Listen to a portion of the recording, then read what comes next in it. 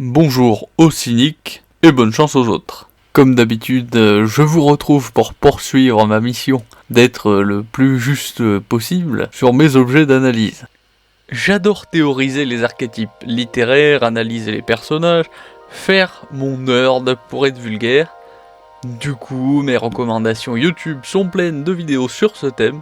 Forcément, ça me fend le cœur de parfois tomber sur des vidéastes qui charcutent le sujet, tant par des biais de droite que de gauche, et qui, la bave aux lèvres, rêvent de pouvoir se servir de telle ou telle œuvre comme d'une campagne publicitaire pour ou contre tel ou tel parti. Et ne vous fatiguez pas à venir me gonfler en me disant que je suis de tel ou tel bord, je suis cynique, comme le nom de la chaîne l'indique, je vote pour le parti qui semble le moins catastrophique, pour autant je n'ai aucune attache émotionnelle à ce dernier.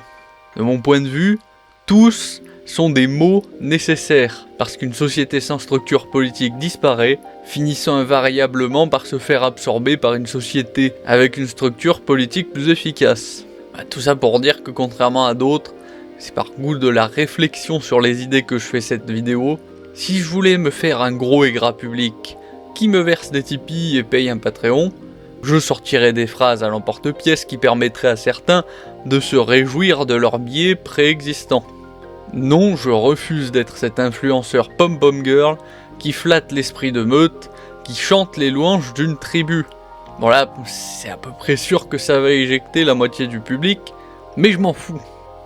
Il est temps de passer au sujet de la vidéo. Pour replacer les choses dans leur contexte, au fil des recommandations, je suis tombé sur le vidéaste dont la chaîne s'appelle Cinétique et sa vidéo intitulée « Batman est-il un dangereux fasciste ?» D'emblée, avec un titre pareil, il est clairement encarté politiquement. Et ayant vu sa vidéo, le fil rouge c'est clairement de faire rentrer Batman dans la case fasciste. Et comment il y parvient? En s'inventant une définition bien à lui, et en sortant des démonstrations hors sujet par rapport à ses propres prémices. Je vous le dis, sa vidéo est catastrophique, tant sur la forme que le fond de l'analyse. Aussi, afin de dissiper tout malentendu sur le personnage de Batman, je vais démontrer qu'il n'a rien d'un fasciste, que la seule chose que l'on puisse lui reprocher, c'est de donner une image d'un système inefficace au système politique et juridique de Gotham. Pour le démontrer, je m'en réfère aux critères qui font consensus en sciences politiques, permettant de définir le fascisme et qui sont les suivants. Une conception autoritaire de l'exercice du pouvoir. Comme je suis pas avare de définition, voilà la définition de l'autoritarisme. C'est une conception ou une pratique du pouvoir qui privilégie l'autorité au détriment des libertés individuelles et du pluralisme politique.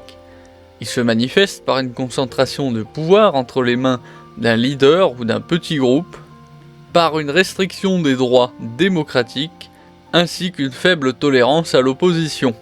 Distinction intéressante, si l'autoritarisme se contente généralement de limiter la participation politique et de maintenir un ordre strict, on parle plutôt de totalitarisme lorsque le régime cherche à contrôler tous les aspects de la vie en société. Le deuxième critère, c'est le rejet de la démocratie libérale. Le troisième critère, c'est une centralisation du pouvoir dans la personne d'un chef charismatique. Le quatrième critère, c'est l'homogénéisation de la société, notamment avec la promotion par des mesures de répression et une propagande d'État d'une figure de citoyen idéal. Les exemples historiques les plus évidents étant les jeunesses staliniennes ou hitlériennes. Le cinquième critère, c'est le nationalisme, mais plus précisément l'instrumentalisation du sentiment de fierté nationale utilisé pour justifier la mise en pratique des 4 critères précédents. Maintenant que cela est posé, est-ce que les actions de Batman peuvent rentrer dans ces critères? Est-ce que Batman fait la promotion d'un système politique? Non. Il n'a pas choisi pour cap le drapeau des États-Unis, il ne s'implique pas en politique, à part pour les criminels corrompus élus à des postes importants, mais globalement, il ne s'implique pas en politique. Est-ce qu'il rejette les valeurs démocratiques? Non. Et n'osez pas inclure le non-respect de l'état de droit, c'est une chimère, un fantasme de naïf, un concept légaliste sans réalité concrète. Est-ce qu'il compte renverser l'ordre établi grâce aux masses populaires et par l'action violente ? Non. Comme je l'ai dit au premier critère, il ne promeut pas directement de système ou de projet politique précis. Est-ce qu'il lutte pour mettre en place une structure autoritaire et militarisée de la société ? Il faudrait être de très mauvaise foi pour amalgamer ses relations et son recrutement de Robin, Batgirl ou Nightwing à ce critère, puisque dans chacun de ces cas, ce sont des personnes qui ont initialement fait le souhait de rejoindre l'action de Batman. Il ne les a pas forcés contre leur volonté à devenir des justiciers. Il a même assez souvent insisté pour les en dissuader et mettre cette volonté à l'épreuve pour que ces derniers soient bien certains que ce souhait était l'aboutissement d'une réflexion personnelle et éclairée. Est-ce qu'il a un projet d'homogénéisation des citoyens de Gotham sur la base d'un citoyen idéal ? Non. L'unique chose que Batman impose aux citoyens de Gotham, par son action, c'est de ne pas tuer, de ne pas violer, de ne pas voler son prochain. Si ces actions remplissent ce critère, alors quel système politique ne le remplit pas ? Une définition et ses critères perdent tout leur sens si, comme cinétique, on peut mettre absolument tout et n'importe quoi dedans. Pour mettre fin à la blague, Batman dans les comics, concrètement il fait quoi ? Il fait deux choses. Il pallie l'incapacité du système de Gotham à accomplir la volonté du plus grand nombre de ses citoyens, qui est de voir les tueurs, les violeurs, les voleurs derrière des barreaux. Et par son action dans la Justice League, il s'assure que l'humanité ait de quoi se protéger contre des menaces de niveau cosmique, y compris contre les membres de cette même Justice League. La synthèse de l'action de Batman, c'est de répondre à une menace contre l'intégrité physique des citoyens de Gotham et plus largement aux menaces qui pèsent sur tous les innocents par sa participation à la Justice League. Il est où le fascisme ? Nulle part. Bref, dire que Batman est paranoïaque, machiavélique et qu'il estime que la loi ne suffit pas, ça peut s'entendre, mais il n'a absolument rien d'un fasciste. Histoire d'achever cinétique qui confond la contestation de l'efficacité du système et de la loi avec le fascisme, je vais pas me contenter de ça et je vais faire la critique de sa vidéo dans le détail. En passant, s'il insiste pour retenir la définition qu'il utilise du fascisme, alors bon nombre de mouvements de gauche rentrent dedans. Alors par quel moyen Cinétique en vient à sortir son affirmation obscène du presque fascisme de Batman ? Eh bien en trouvant une définition du fascisme si vaseuse, floue et donc stérile qu'elle permettrait de qualifier Jésus ou Bouddha de réincarnation d'Hitler. Après tout, Jésus a savaté les marchands du temple, c'est un acte violent, la violence c'est mal, il était donc fasciste. Oh oh, alerte au gogol! Alerte au gogol les enfants! Je vous jure que ça vole pas beaucoup plus haut que ça. Je caricature à peine. Et comme je voudrais pas lui faire une fleur en résumant sa pensée, place à l'artiste. Tiens, une appréhension positive de la violence et la volonté d'user de celle-ci contre l'opposition. Petit 2, une esthétique et des symboles ayant pour vocation de susciter la crainte. Petit 3, une volonté d'affirmer les symboles associés à la virilité. Et enfin, petit 4, une tendance spécifique à la centralisation des pouvoirs dans un commandement autoritaire fondé sur une personnalité charismatique. Le Gougnafier dégage 4 critères qui sont les suivants. D'emblée, rien ne va dans ce premier critère. On peut mettre tout le monde dedans. C'est aussi inutile que le diplôme en sociologie de celui qui l'a pondu. Une appréhension positive de la violence. En substance, ça veut dire quoi ?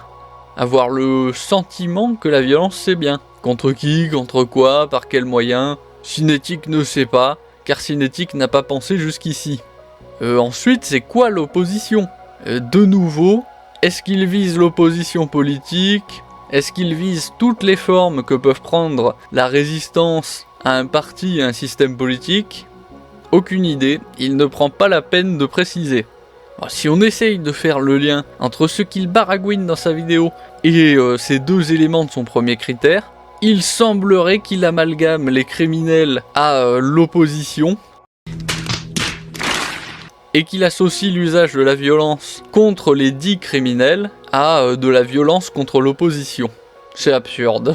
Que voulez-vous que je dise là-dessus ? C'est tellement stupide, c'est tellement sans contour, que ça n'a aucun intérêt en fait. On peut mettre tout et n'importe quoi dans ce premier critère. Passons au deuxième critère. Petit 2. Une esthétique et des symboles ayant pour vocation de susciter la crainte. Ouais, je sens que ça va être long, mais j'adore. C'est ce qu'elle disait. Michael. Alors décidément, il fait la collection des approximations. Pourquoi je dis ça ? Quelle est la définition de la crainte ? C'est le fait de craindre quelque chose, quelqu'un. C'est l'état de quelqu'un qui éprouve un sentiment de peur, de recul. Par exemple, la crainte de l'échec le paralyser. C'est l'appréhension d'un mal à venir. Par exemple, j'ai des craintes à son sujet. En d'autres termes, la crainte peut se passer de preuve de sa rationalité, puisqu'elle est une anticipation d'un avenir, qui donc par définition est un fait qui ne s'est pas encore réalisé. Ça n'a donc aucun intérêt pour prouver quelque chose. En gros, il nous dit que Batman suscite la crainte, même chez Nightwing et Robin. Mais s'il avait dessous de jugeote, il comprendrait que le criminel craint la police, que l'honnête citoyen craint le criminel, que le politicien corrompu craint le fonctionnement normal des institutions démocratiques, que le politicien vertueux craint le fonctionnement anormal des institutions démocratiques, bref que la crainte, c'est juste une émotion qui sert sur un plan individuel à fuir une situation qui est néfaste pour des intérêts personnels sur le long terme. Là encore, tout le monde peut être étiqueté de fasciste grâce à ce critère. Maintenant, le critère numéro 3. Petit 3. Une volonté d'affirmer les symboles associés à la virilité. Oh, non, non, non, non.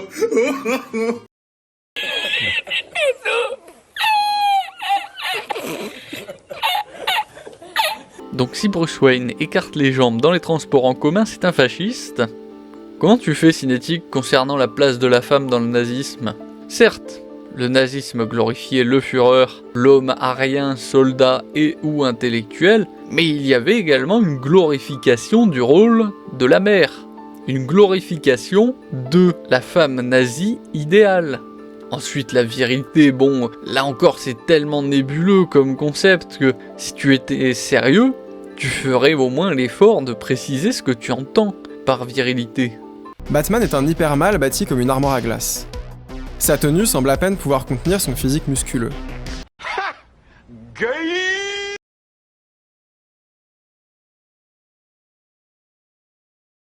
Chaque culture et système politique a sa conception singulière de la virilité. Elles ont leur propre conception de ce qu'est la virilité. Je te souhaite bien du courage avant d'en trouver une qui dise « Mon concept de la virilité, c'est ça, et c'est néfaste ». Là encore, nouveau critère vaseux. Et comme il est infoutu de donner des éléments précis, on est obligé de faire le travail à sa place. Est-ce qu'il dit que le fait que Batman n'écoute personne, pas même Alfred, et n'en fait qu'à sa tête, c'est associé à de la virilité ? Étant donné qu'il ne développe pas jamais, on est obligé de supposer qu'il fait rentrer le costume de Batman dans quelque chose d'associé à la virilité. Oui mais mon petit, si la tenue de Batman elle a cette couleur sombre, c'est pragmatique, c'est exclusivement pour mieux se fondre dans la nuit. Peut-être que Bruce, il aurait aimé se balader en jaune vif ou en rose bonbon. Mais comme il est censé être doté d'un cerveau dans les comics, il a privilégié le noir pour passer inaperçu dans l'obscurité. Batman, c'est pas Superman. Il est pas invulnérable, il est pas invincible, il peut pas se permettre d'être repérable facilement. Enfin, on arrive au 4e critère. Et enfin, petit 4, une tendance spécifique à la centralisation des pouvoirs dans un commandement autoritaire fondé sur une personnalité charismatique. Et là, on se dit, On tient un critère qui a un semblant de cohérence définitionnelle, tout ça pour que Cinétique se vautre sur la qualification de l'action de Batman. Il débute en précisant que Batman ne possède aucun pouvoir politique, qu'il agit en dehors des règles, en dehors du système.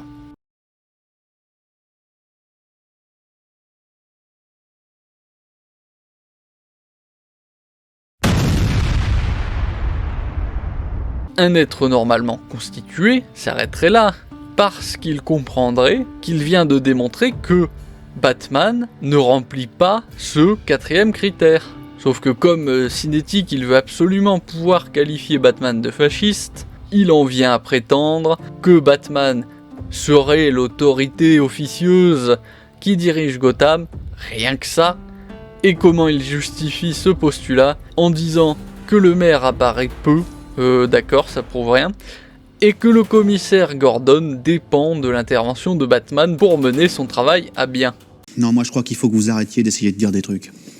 Ça vous fatigue déjà, puis pour les autres, vous vous rendez pas compte de ce que c'est. Comment tu peux faire l'amalgame entre le fait que le commissaire collabore avec Batman et une autorité que Batman aurait sur le commissaire? Et plus absurde encore, une autorité sur Gotham tout entière. Comment tu en arrives à ce grand écart? Tu vas nous expliquer en détail ta théorie farfelue, évidemment. Histoire de détruire cette confusion stupide. Dans notre réalité, les services secrets, les forces de l'ordre, sont forcés de collaborer avec certains criminels, si fréquemment qu'on a créé un terme pour désigner ces criminels. On les appelle communément des indiques. Et ce travail ne met pas pour autant la police sous l'autorité de la criminalité organisée. Pourquoi ? Parce que c'est le modèle sociétal clairement défendu, les lois officiellement adoptées, le fonctionnement publiquement connu et majoritaire, ainsi que la moyenne des effets produits par ces éléments qui comptent pour définir un phénomène social. Pour synthétiser et penser un phénomène social, c'est la version officielle clairement définie du système, et son effet sur la société qui sert de référence. C'est ça le point de départ d'une réflexion sérieuse. Et ça doit l'être parce que sinon, tu peux toujours trouver un financement obscur, une influence d'un groupe aux idées contestables, quelques farfelus avec des idées divergentes et ou extrêmes dans le lot, dire « Ah, un membre d'une organisation est corrompu », alors toute l'organisation l'est et pense, fonctionne comme ce membre néfaste, ça s'appelle du complotisme, et qui plus est du complotisme bas de plafond. Le raisonnement de Cinétique, ça revient à faire du raisonnement par l'exception. Il prend l'exception du commissaire qui fait appel à Batman pour en faire la règle selon laquelle Gotham serait sous l'autorité de Batman. En logique scientifique, il trouvera personne pour lui dire qu'il ira bien loin comme ça. Bon, après, il souligne le fait que Batman fait des erreurs. Ok, et alors, ça prouve quoi? Ça n'a aucun intérêt. Ensuite, il nous associe le physique musculeux de Batman au concept d'Ubermensch de Nietzsche. Batman est un hypermâle bâti comme une armoire à glace. Sa tenue semble à peine pouvoir contenir son physique musculeux. Sa représentation est donc assez proche de l'Ubermensch. Nani? How dare you?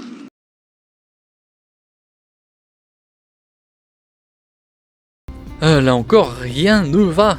L'Ubermensch, c'est pas la caricature de l'athée forcené qu'en fait la gauche, ou du combattant de MMA que peut en faire la droite. Non, l'Ubermensch, c'est la conséquence de la citation « Dieu est mort ». Ça signifie que, comme l'emprise traditionnelle, l'emprise religieuse et tout le système qui va avec sur les individus et la société a reculé, voire a disparu, l'individu qui vit dans cette société a deux choix. Soit il se raccroche à un système religieux, politique, communautaire, soit il devient l'Ubermensch de Nietzsche, c'est-à-dire l'homme qui, en réaction à ce phénomène, ne va pas s'inféoder à un nouvel ordre religieux, à un communautarisme, à un tribalisme, à un ensemble de valeurs rigides, mais qui va inventer ses propres règles, grâce à sa créativité sensible et intellectuelle. Pour être dans la caricature, c'est l'être véritablement fort et indépendant. Enfin, il nous sort que le Dark Knight de Frank Miller serait fasciste, sur de nouveaux critères, là encore sortis d'on ne sait où, théorisés par on ne sait qui. Soyons de bonne foi, voyons ce que sont ces critères. 3 éléments sont primordiaux afin de mettre en scène un Batman ayant cédé à ses dérives autoritaires. Petit 1, un gouvernement incapable de gérer la criminalité. Petit 2, montrer que le citoyen lambda est soit dangereux, soit faible et incapable de s'occuper de lui-même. Et enfin, petit 3, il faut mettre en scène des antagonistes qui ont pour seule motivation de créer plus de chaos.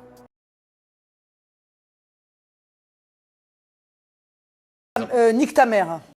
Ah, mais tu parles du personnage de Batman ou de la vision de Frank Miller? Certes, il y a des points communs entre les deux sujets, mais c'est pas le même sujet. Alors toi, tu as dû prendre un paquet de zéros en rédaction et en mathématiques. Tu restes focus sur ton sujet comme un aveugle qui tirerait en rafale avec un AK-47. Ça part dans tous les sens, ça touche toutes les cibles, dans un bordel généralisé. Ah, il nous dit que Batman rentre dans ces critères parce que, face au chaos, notre héros va reprendre le contrôle de la situation grâce à son autoritarisme, son charisme et son leadership. Bon, là, ça se passe le commentaire. Il prouve une nouvelle fois qu'il ne comprend rien aux mots qu'il emploie. Et moi, là, j'abandonne, je rends les armes. Je vous ai donné les définitions. Je compte sur votre intelligence pour comprendre en quoi ce qu'il dit est stupide. Et maintenant, sa conclusion. Et nous avons constaté que cette version de Batman était quand même un peu fasciste sur les bords. Ça nous fait une belle jambe. Ceci dit, soyons clairs. Je ne pense pas que ces jeux soient problématiques. Ah! Il faut avoir conscience que lorsque certains voient le Batman de Miller comme un modèle, il y a peut-être autre chose qui se cache derrière. Non. Je trouve ça juste amusant et intéressant de théoriser la version de Batman qu'ils mettent en scène. Mais théoriser, tu ne dois pas le faire juste parce que tu trouves ça marrant. Tu dois le faire parce que tu es dans une recherche de rationalité, de logique, parce que tu as dégagé un ensemble de principes cohérents entre eux. Il suffit pas de trouver cool de théoriser pour devenir capable de produire une théorie.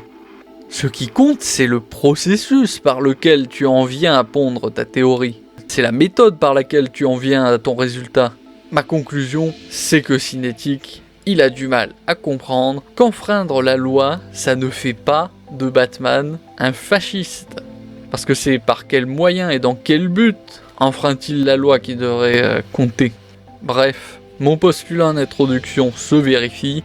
Soit Cinétique veut tellement coller l'étiquette fasciste sur Batman qu'il en vient à faire dire tout et n'importe quoi aux mots qu'il emploie, soit il est stupide. Et le truc, c'est que les deux hypothèses reviennent au final au même. Ça en revient à conclure qu'il ne devrait pas s'exprimer sur des sujets qu'il ne maîtrise pas ou sur lesquels il est incapable de prendre du recul par rapport à son idéologie. Bref, sur ce, abonnez-vous, mettez un pouce bleu, laissez un commentaire pour me faire savoir ce que vous pensez de cette vidéo, et je vous retrouve au fil de l'actualité.